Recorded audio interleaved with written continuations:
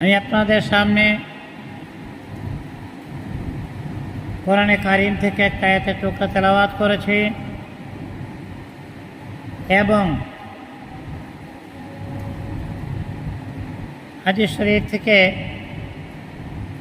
ছোট্ট একটা হাদিসও তেলাওয়াত করেছি।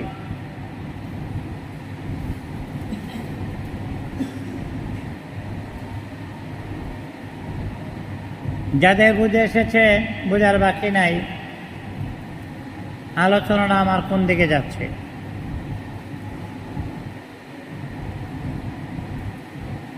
আমি আপনাদের সামনে যে বিষয়টি নিয়ে কথাবার্তা বলার ক্ষুদ্র প্রয়াস চালাচ্ছি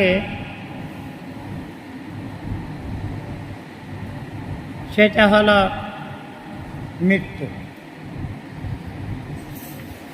মরতে তো হবেই,